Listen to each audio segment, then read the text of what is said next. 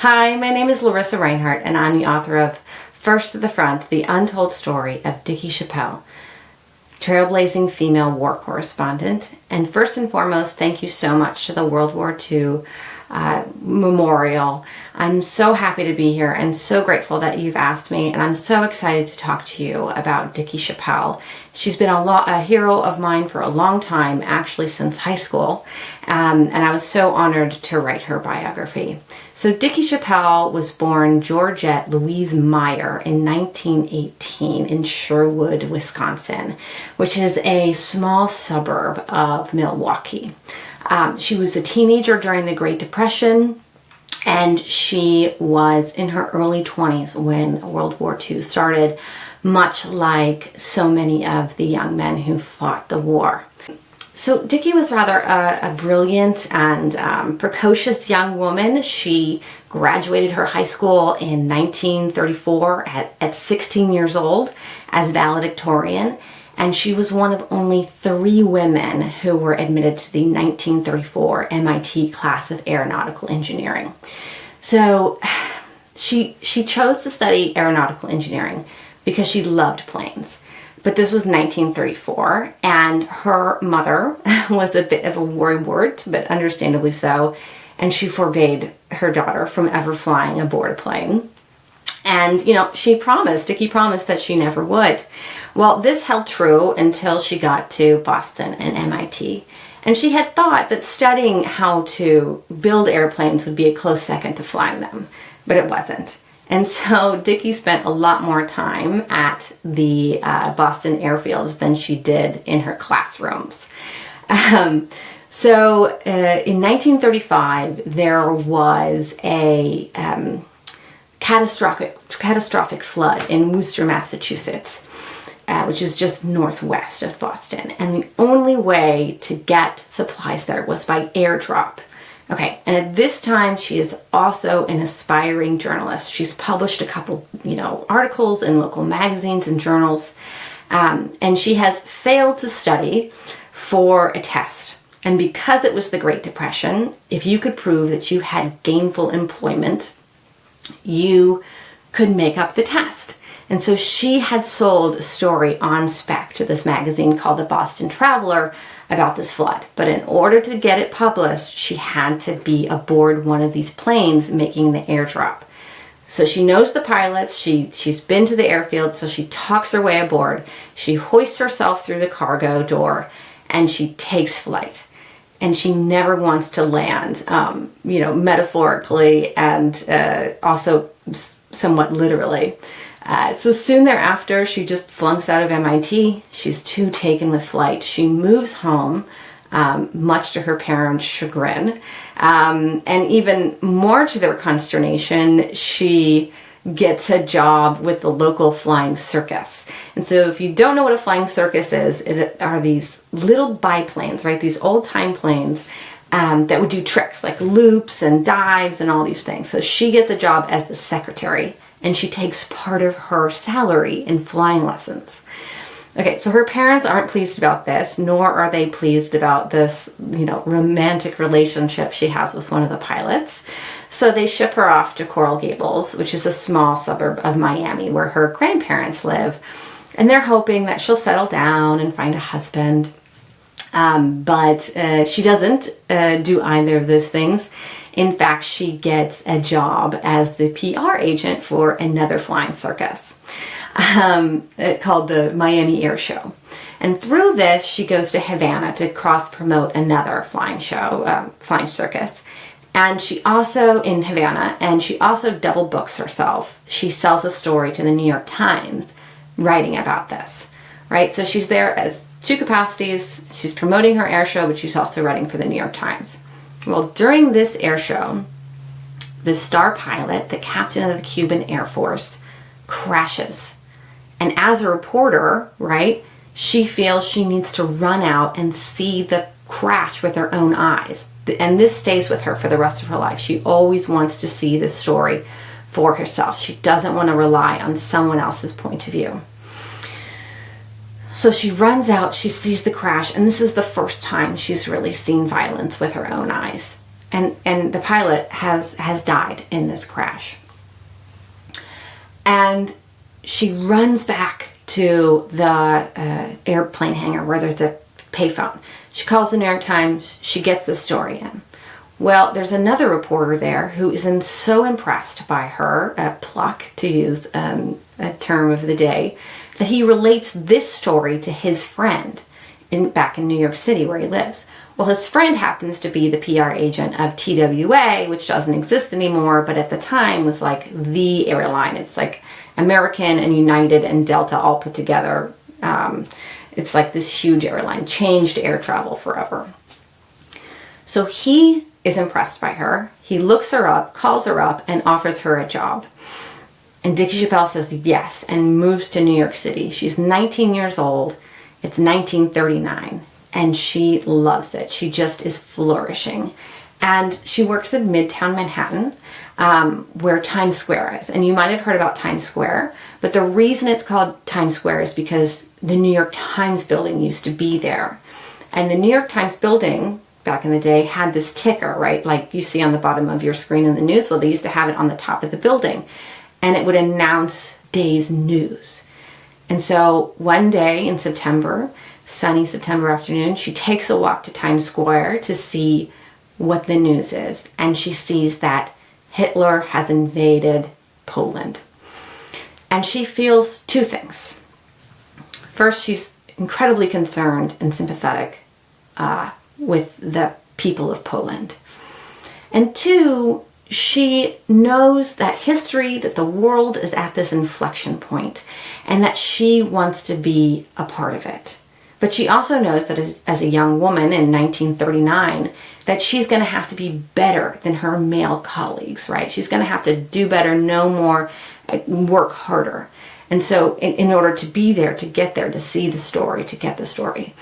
So she starts taking photography lessons because, right, she's already a writer, but she figures if she can also be a photography, then she'll do photography, then she's like a one-woman shop. She can do everything. And she takes photography from this World War I aerial photographer veteran by the name of Tony Chapelle. So fast forward, they get married. She takes his name. It's a sort of 15-year marriage, and it's rather tumultuous, and it ends in divorce. But nevertheless, this is how she got her start in photography. Now, she was very talented. She had just an innate talent for getting that photo, but he did teach her the basics.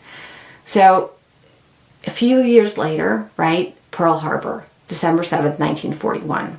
She's in the car driving with Tony, her husband, when they hear the report on the radio. And she wants to be there. She wants to see the war, but she can't. She can't yet, okay, because her husband is still at home, and where he is, she has to be. Well, as a former Navy photographer, he is called up to teach new aerial photographers sort of the tricks of the trade. And he's stationed down in Panama, where several special forces are also training for the Pacific Ocean Theater. Now, why are they there? Well, first of all, the Panama Canal was a very important trade route for the Allies. And second of all, Panama is home to the Darien Gap, which, if you don't know, is one of the most dangerous jungles. It's full of, deadly mammals, snakes, fish, not to mention clouds of mosquitoes. So Dickey's like, great, I'll go there and I will cover these special forces training in this jungle. And she does. She gets there by fruit freighter. She sails through a U-boat blockade, with merchant marines who aren't particularly happy that she's aboard. Until the end, she very much endears herself to them, as she often does with men in the military. So she gets there and she follows, they're called the Bushmasters, into the jungle on their training. She is running alongside banks as they're fording streams. She's climbing up trees while they're building sniper blinds. She's hacking her way through the jungle to photograph them and to get their story and to find out what America is going to do in the Pacific Ocean Theater, right? This is a big question. This is a new kind of warfare that America is now fighting. And they are so impressed with her, right? She's a young woman. She's got 40 pounds of camera gear on her back. She's keeping up. She's never complaining. She's right there with them. So she gets a great story and she gets great photographs. But in World War II, as a journalist, you had to turn your stories into the military censorship board because they wanted to make sure that your stories, or her stories in this case, wouldn't give up any secrets that could help the enemy, Japan and Germany. So she sends her stories and photographs off, and she very quickly gets a response of, no, you can't publish these. We don't want the Germans and the Japanese to know where we're training, how we're training, why we're training, and what we're going to do with that training afterwards. And so all this time and effort and all this anticipation that she has is just sort of dashed. And she goes home to New York City, and for the next 4 years, she's really not able to get back to reporting on the war. She does write a lot about women helping the war effort, either through building planes and bombs or nursing. So she does make an incredible contribution in that way. But that's not what she wants to do. She really wants to be in the thick of it. And she gets her chance in 1945. She finally convinces an editor of hers at Look magazine, where she's written other articles for, that she can do it. And he says, just be the first somewhere. Well, as you might know, there are a number of women who reported on the European theater and did so incredibly well. But there were almost no women covering the Pacific theater. And so Dickey decides that this is going to be where she makes her mark. She's going to go to the Pacific theater. Well, in World War II, the problem was women or female correspondents were not allowed to be in combat. In fact, they had to be where other women were already. What did this mean? This meant that she had to be where there were nurses. Okay? So what she does is she starts in Alameda, Oakland, which is a large military hospital, taking influx of injuries and patients from the Pacific theater. From there, she goes to Pearl Harbor, right, the sort of beginning of the war.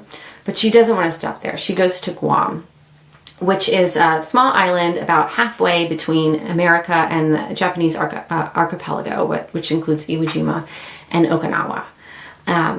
And on her way there, on her way to Guam, Iwo Jima begins. And she is just on Guam looking at the teletype, watching what's happening. And she really wants to get there. She really wants to report on this war. She realizes that this is the tipping point. This is the place where America will win or lose World War II. And she wants to report on it. And so she is able to tuck her way onto a hospital ship called the USS Samaritan. And so these hospital ships are huge ships, right? I think this one is a refitted battleship, so it's huge. And when she gets on board, she realizes that hospital ships are the only ships that go into battle without their cargo. Their cargo are wounded soldiers. And she's looking at these acres of empty beds, and she is absolutely overcome with emotion as to how she's going to even deal with the reality that is imminent and inevitable. But the next thing she sees is the all the members of the crew, the sailors and the medical staff and everyone organizing a blood drive. Okay, because blood transfusions are one of the most important life-saving methods in battle. You lose a lot of blood when you're shot, and you need blood to replace that. And Dickey's a little bit shocked. She's like, well, don't the folks back home give enough blood for you? And the corpsman, who is basically a male nurse who's in the army, says, no, and it's much better to go into, to arrive with enough than to not have enough. And so we always give.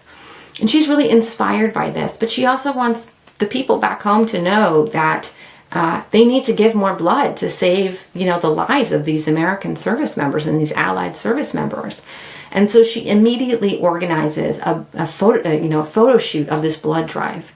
Now she donates these photos along with photos from her combat, photographing combat, to the Red Cross. And they use them for, I think, almost a dozen years. And they helped to raise millions of pints of blood that saved thousands of lives. So that was one of her, major contributions to the war effort. So a few days later, right, they're steaming towards Iwo Jima. It's right. The Marines have landed about 9 days ago. When she hears at 6 o'clock in the morning, she's in bed, she's sleeping, and the klaxon, right, the alarm that tells you that there's an air raid just starts wailing. She jumps out of bed, she has her boots right there, she's got her camera below her pillow, she's got her helmet right there, she puts everything on, and she runs to the nearest hatch. And she sees a Japanese bomber coming out of the blue sky, heading right for them, going up for a classic bomb run.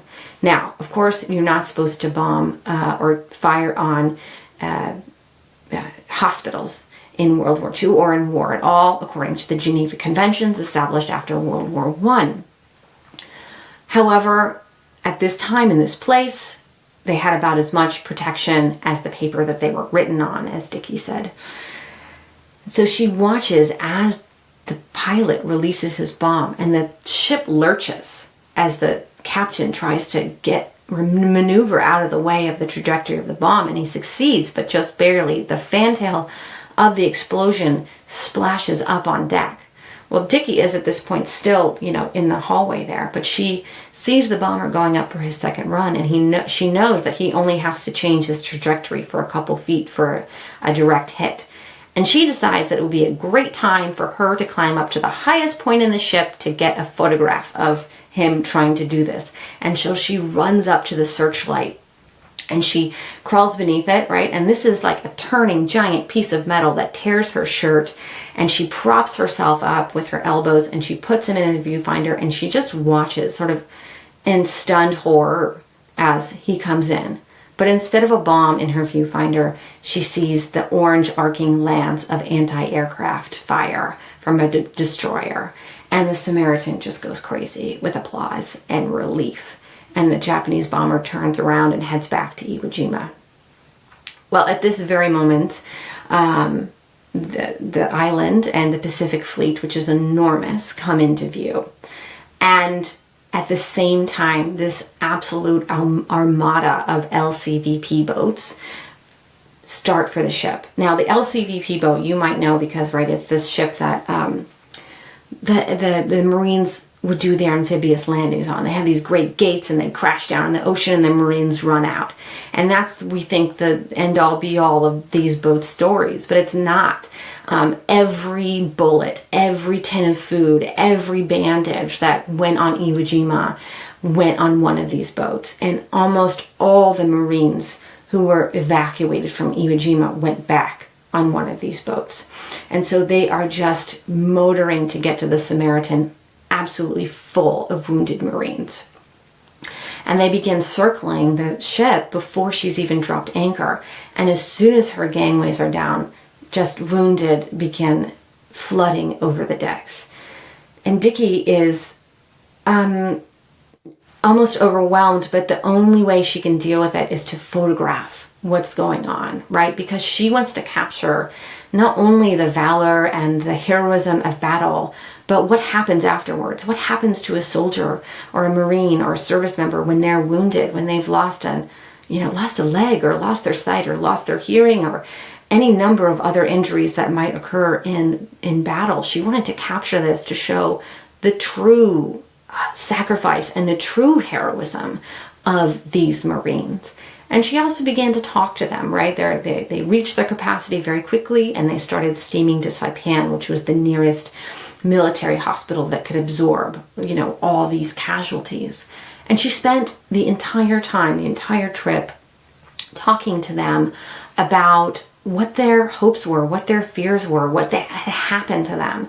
And so she had this incredible empathy. She really developed this incredible understanding of the totality of war, of everything that was at stake, and everything that these Marines had lost. And she really came away with it with a sense of mission and purpose, that she had to document their gift, right? Their fight for freedom. And so Iwo Jima ended several days later, the Americans rather the Allied forces were able to prevail. But next was Okinawa, and no one knew what to expect in Okinawa. It could be another Iwo Jima. It could be worse. So there's a few days before before Okinawa begins, and there's actually a party, right? Like people need to blow off steam. So there's a party on one of the small islands in the atoll, and she goes.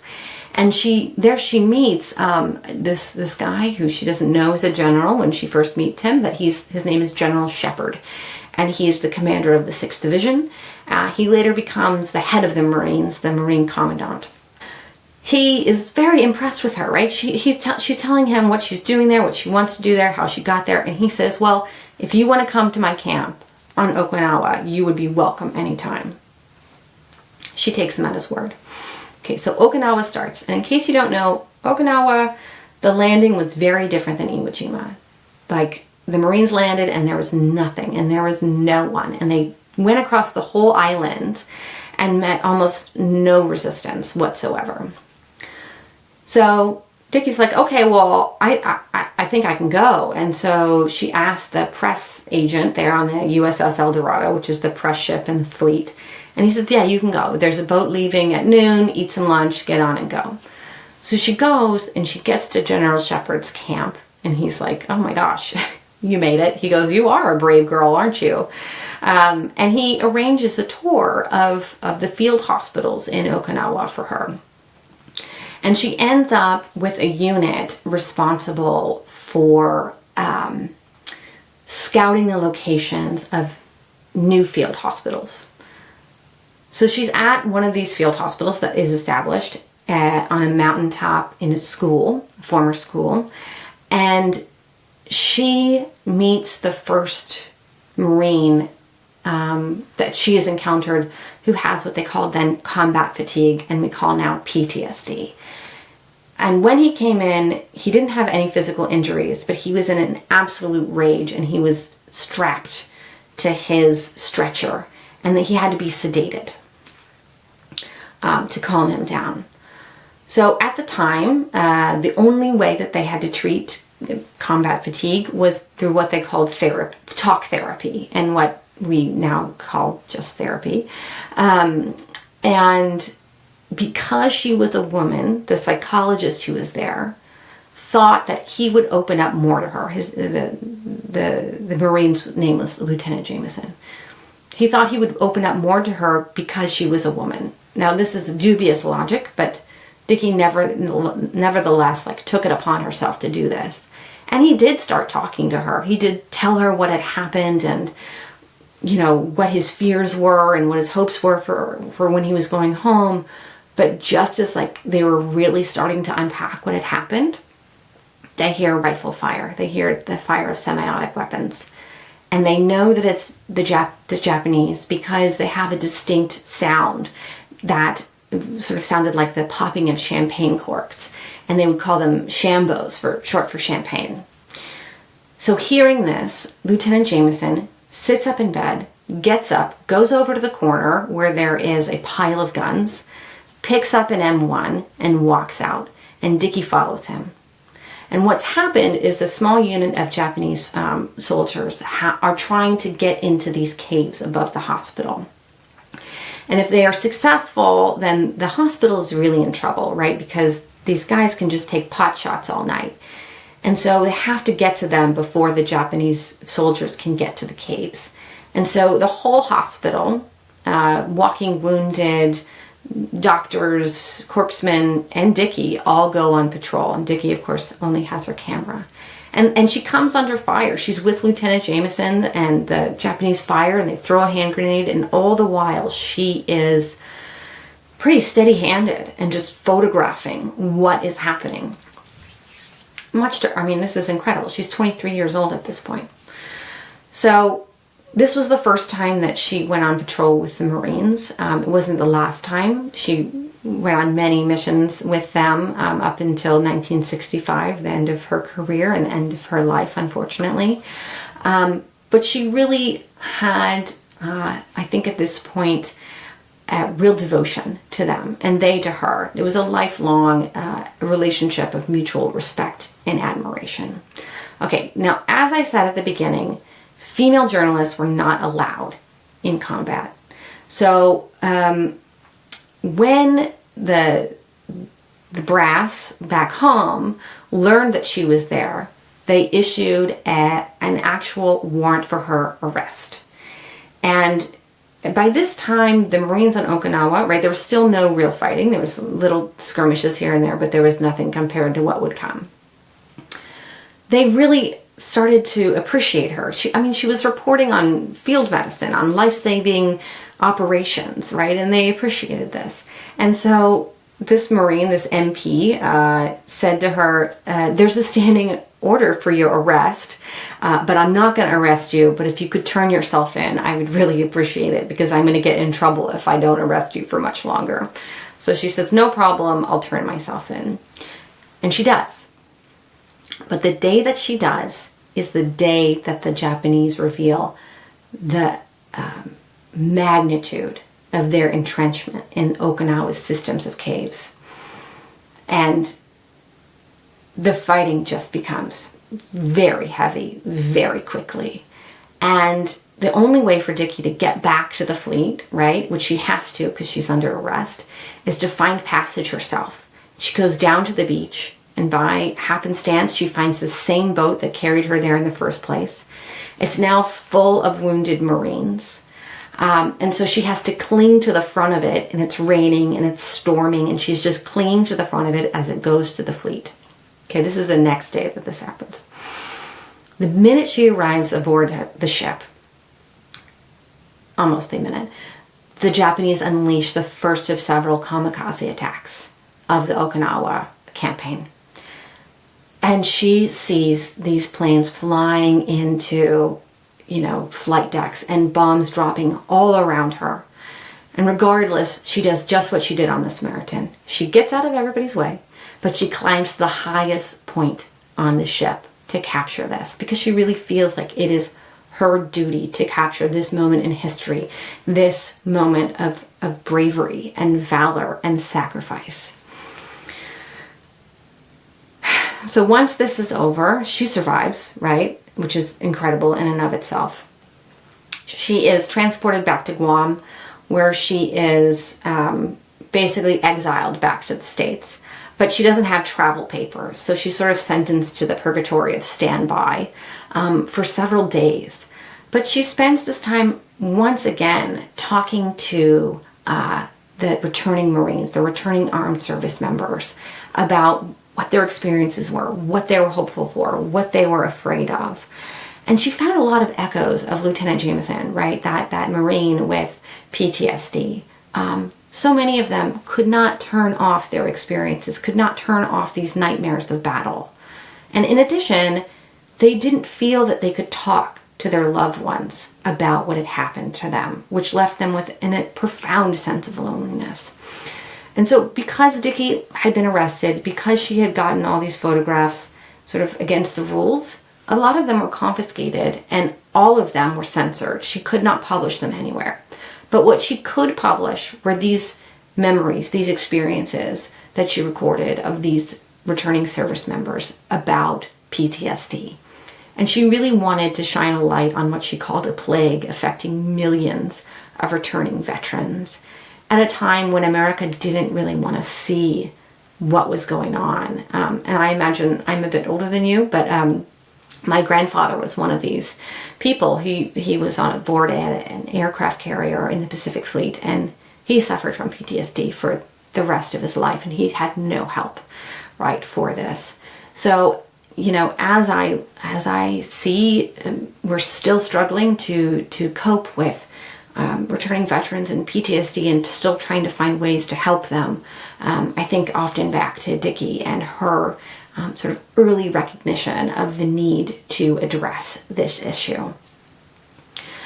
So Dickey was really an incredible reporter. She always got the story firsthand, and she always listened to people. I think that was really her secret weapon. she had a really good way of listening to people and then translating that into her stories. And she carried that with her through the rest of her career. She reported on the Algerian War of Independence, on the Cuban Revolution, and then very much in Vietnam, in that first part of Vietnam. So I hope you're interested in learning more about Dickey Chapelle. She's an incredible figure, and I am absolutely ready to chat more with you about it if you have any questions. Where are you joining us from? Santa Barbara, California, actually. Oh, wow. That's one of my favorite places on the planet. So wow. It's wonderful. Thanks for getting up early. Sorry? Come visit anytime. Oh, is that a formal invite? Absolutely. Absolutely. Well, thank you for a great presentation. Sure. My first question is, why did you pick Dickey Chapelle of all subjects? So Dickey Chapelle has actually, as I said, been a hero of mine for a long time. When I was in high school, I bought this album called A Clock Without Hands by Nancy Griffith. And she has a song about Dickey Chapelle on it called A Pearl's Eye View, about this intrepid reporter, woman reporter who would always, wear earrings. She always wore pearl earrings into combat zones to distinguish herself as a woman. But she would fly in planes and jump out of planes and march with the Marines and do whatever it took to get the story. And at the time, I was an inspiring writer and also very interested in human rights.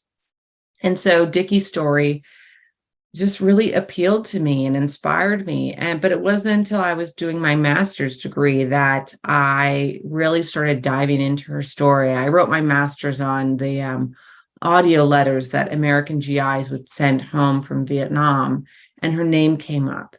And I really just started researching her, and I realized that not much had been written about her, and that I just really felt compelled to write her biography. Why did you become a writer? Why did I become a writer? Yeah. I always wanted to be a writer. It was just one of those things where I was born with it. I was writing short stories when I was in elementary school. That's just what I knew I was born to be. And then sort of life threw me in different directions. And it wasn't until much later, 2016, that I actually started pursuing it. But it was just a tumultuous time in the world. And I realized that if you had a dream and a purpose in life, you better pursue it, because there's only so much time. And so I went for it, kind of full bore, and made it, as it were. Tell us a bit about your grandfather. That sounds like an amazing story. Yeah, so he was aboard a aircraft carrier in World War II, and it was his job to catch the planes as they were landing. And still today, you have to hook the plane in order to slow their landing, because there's not enough of a landing strip to do this sort of organically. Well, not a lot of times, but sometimes pilot or the guys on the ground would miss, right? And there were so many planes landing that you couldn't do anything. They had a scraper to just move the planes off the runway. And this really affected him for the rest of his life, to see this happen and to have to participate in it. And he came back from war with really crippling PTSD that affected him for the rest of his life. So, and affected my family as well, right? This is something that veterans, it's not just the veterans, it's the veterans' families who all participate in the winning of war, and in the consequences of that. And so as we still struggle with PTSD in our society and our families, I have a great deal of sympathy for those folks who are dealing with it, having seen my family go through it as well. What was the most healing thing for your father? Was there any My grandfather. Yeah. What was there anything that soothed him, that helped him? Family, just being with family and being understood, and knowing that he was loved and taken care of. I think so oftentimes it is the experience of armed service members that they feel completely vulnerable. So trying to ameliorate that with, an outpouring of love was really what helped him the most. We have a question here from Lois. Did Dickey Chapelle have a relationship with other World War II women correspondents? How did her experiences prepare her for her reporting for Vietnam?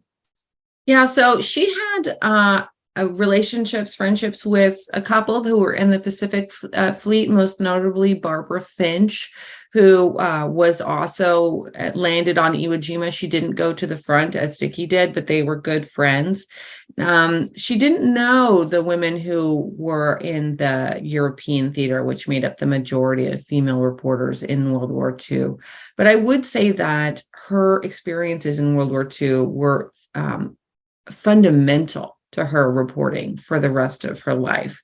Not only did it give her the experience of how to behave in combat, how to photograph combat, and how not to get in the way, right? This is the most important thing I think that a combat reporter can do, is don't get in the way. And she learned this in World War II. And she also learned how to integrate into a unit in a way that is helpful rather than harmful.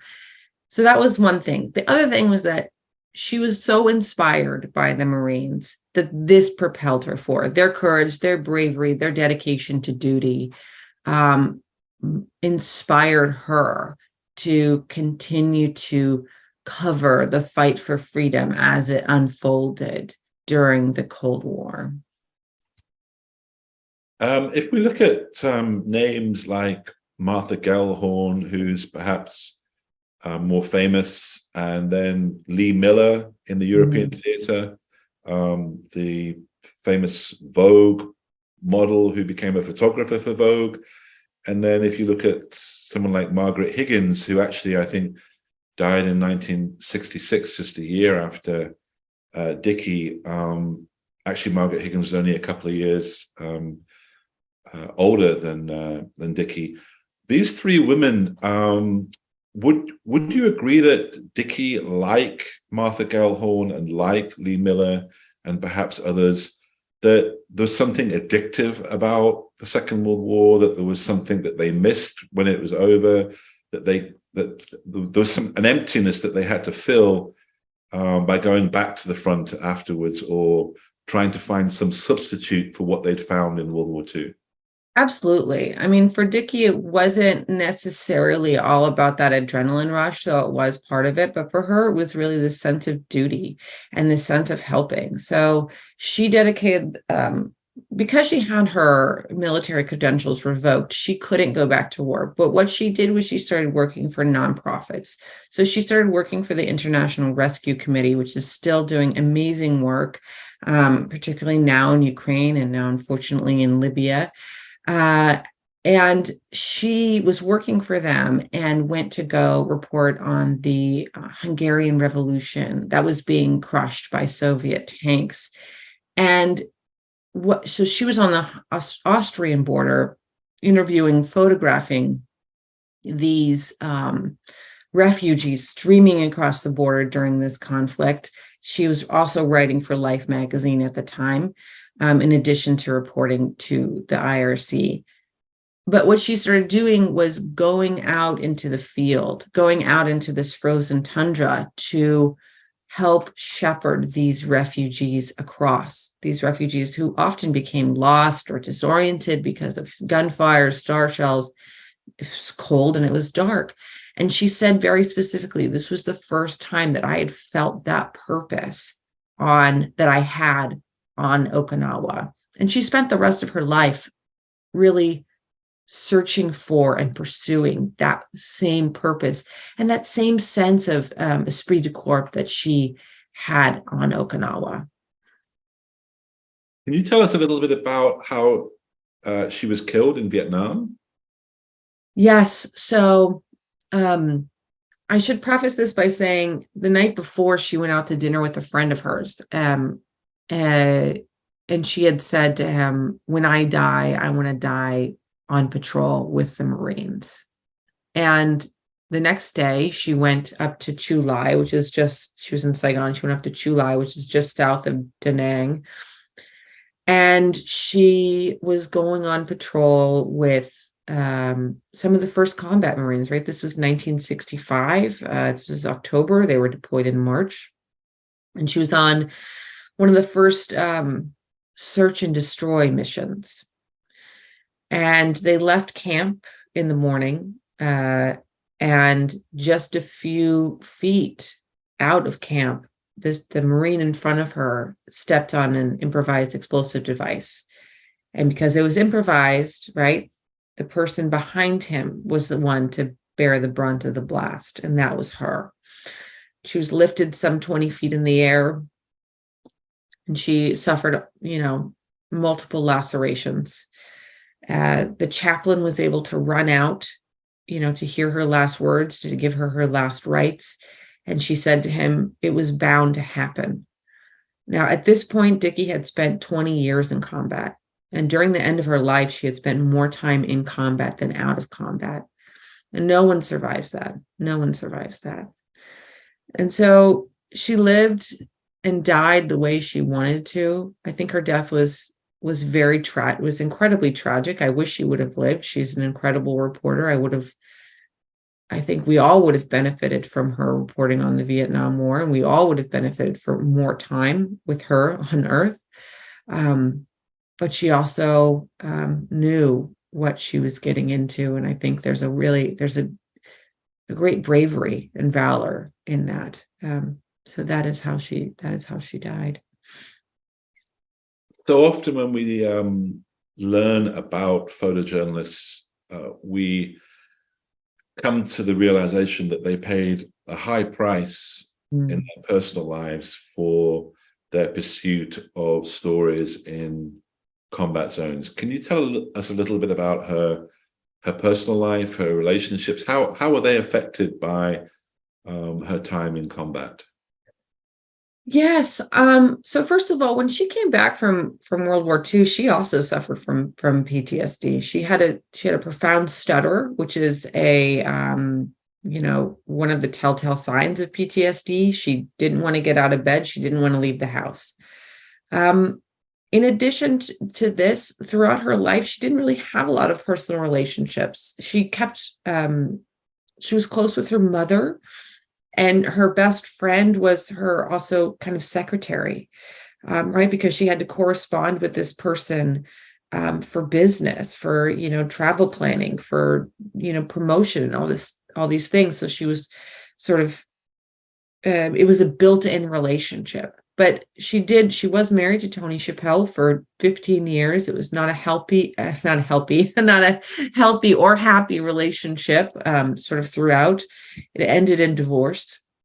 And she never had another serious relationship, romantic relationship after that. I think largely not only because that she was a combat reporter and, dealt with that which so many combat reporters deal with, PTSD, stress, anxiety, but also because she didn't want to sacrifice her vision and her goals to another person again, as she had with Tony. And after she divorced him, that was when her career really started to flourish. And that was when her voice really came into its own. When you were researching the book, what were the most surprising aspects of her life that you came across, that you discovered that you hadn't known about before? I think her perspective and her ability to focus on the people who are fighting and those who are caught in the crossfire. Today, when we look at journalism, it is sort of par for the course that these are the stories that are told, and that the stories were told on the ground, right? But at the time that she was reporting, this was not really common practice. Ernie Pyle had done it in World War II, absolutely. However, usually reporters would go to the press conference, listen to what the press officer would say, then write it in their own words and submit it for publication. That's not what she did. She wanted to be on the ground with those who were fighting or affected by the fighting. And she was told many times that this wasn't valid, this wasn't the way to report, to take herself out of the story, and so on and so forth. And her tenacity in insisting that these were the stories that were valuable, and these were the stories that she wanted to tell, I think were most surprising. And also what was surprising was that they were buried for so long. To me, these stories are relevant and fascinating and thrilling. And yet they have really stayed on, crumbling paper and microfilm for all these years. Do you think that female reporting in World War II has been largely underappreciated? Do you think that people like Ernie Pyle and others have dominated the narrative of journalism and reporting in World War II? Do you think it's time that women were brought back to the spotlight, or brought to the spotlight rather? Absolutely. I don't want to disparage men's contributions to reporting on World War II. Obviously, they were incredibly important, and just the valor of the reporters, being there, putting their lives in danger day in and day out, and often losing their lives, right? But the women were there too. And I think now there is this wonderful renaissance, right? With Kate Winslet's new movie that's coming out, and the movie that was on HBO about Martha Gellhorn some years ago, that their legacies and contributions are coming out. So I think there is this, resurgence and interest in these women's contributions and these women's perspectives happening now. And there's room for it, right? I mean, World War II is an inexhaustible sort of subject of interest that we are still learning about and learning from. And we cannot but benefit from getting these stories as well.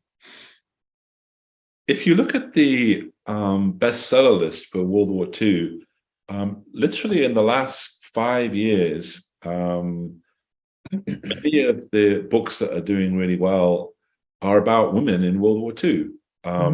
Girls, Women of No Importance. There are several other titles I could mention. Why do you think this is? Is it because women buy and read books more than men? Why in World War II? You'd think that was the last male domain of nonfiction, but do you have any ideas about why women's stories are becoming now, 80 years later, popular in terms of World War II? Well, this might be controversial, but we're storming the castle, man. Your last bastion. We're taking it.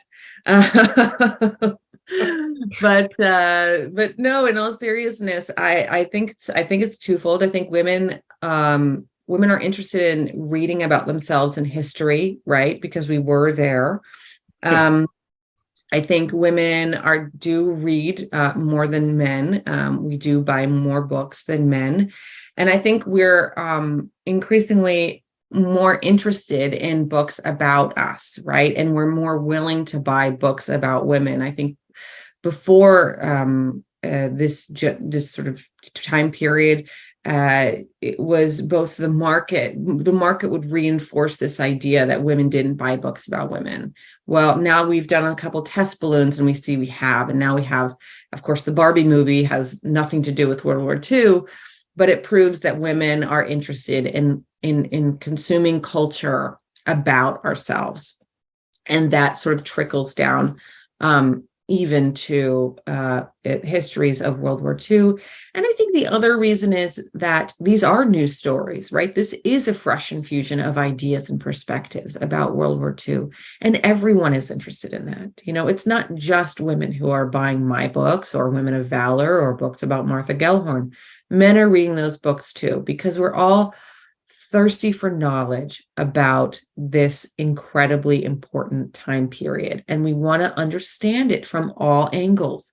And books about women are a new angle that will give us new insight. And I think anyone who is truly interested in World War II is interested in a new perspective. So what was it about World War II that really struck a chord with you? What is it about the conflict, apart from your grandfather's involvement? What is it that's really attracted you? Well, I think like most, well, first of all, Lauren Bacall was always my hero growing up, right? Like I wanted to be Lauren Bacall, who was, of course, famous for starring in World War II films with Humphrey Bogart. And so I was indoctrinated from a young age to be a freedom fighter, for the good guys. And World War II was, and I don't really want to codify this because I just don't, but it was the last time that it was black and white. It was simple. It was good versus evil. It was us versus them. It was fascism and freedom. And there is a very simple breakdown that one can choose to be on the right side of history. And I think that is attractive. And then you get mired in the Cold War, where Dickey spent the majority of her life, again, trying to find that very simple division between right and wrong. And I think we're all looking for that, right? We all want to find that simple division between right and wrong and be on the right side. And when we look to that, unfortunately, in some ways, unfortunately, we can look to World War II for all the sadness and chaos and destruction that it sowed. It was this great battle between the forces of good and evil, and good prevailed. And I think we all want to see the good prevail in our own complicated world. I found it notable that she died when she was alongside Marines, and in World War II, she'd also been beside Marines. Can you comment on this, which is that, yes, the context of World War II, black versus white, good versus evil, that's important to stress, but the Marines that were fighting alongside her, beside her in Vietnam, were just the same Americans. They were just younger. They were the sons of those Marines that had fought on Okinawa and Iwo Jima. So the human beings hadn't changed. It was the broader context that had changed. Can you comment on that? Yes, and they were. Several of them told her that their fathers knew her during Iwo Jima and Okinawa, that they had met her. And yeah, I think it's always important. And so Dickey Chapelle always supported the soldiers who were fighting. She didn't always support the military brass. She didn't always support the strategy. In fact, she was quite outspoken about what she felt were the errors in strategy in Vietnam. But she was always for the soldiers. As she said, I'm for the soldiers against the leadership. I'm for prisoners against guards. I am for the weak against power. And so, yes, these young men and women who signed up for the nursing corps in Vietnam did so out of a sense of profound duty and the want to do good in the world. And so you're right. She did find that sense of true purpose and value always in those who are fighting for the cause of freedom. Can I ask you just very quickly, we only have time for one more question. What are you working on next? What's up next? So the next book, I don't know if, it's kind of the opposite. I'm working on the biography of Jeanette Rankin, who was the first woman elected to federally held office. She was elected to Congress in 1916. She was a preeminent suffragist. She was also a non-apologetic pacifist. She voted against World War I, and she was the only person to vote against World War II. As she was in Congress again in 1941. So it's a very controversial book, very controversial woman, but she is absolutely fascinating. Thank you. I just want to say thank you so much for being with us this morning. I really loved the presentation. The book's awesome, and I wish you the very best. We are going to take a break now for 5 minutes. We'll be back at the top of the hour, and we're going to interview, first of all, hear from Dave Yoho, a World War II veteran, and then we'll be able to interview him. So thank you, Larissa. It's been a wonderful morning. Thank you very much. Thank you. Bye.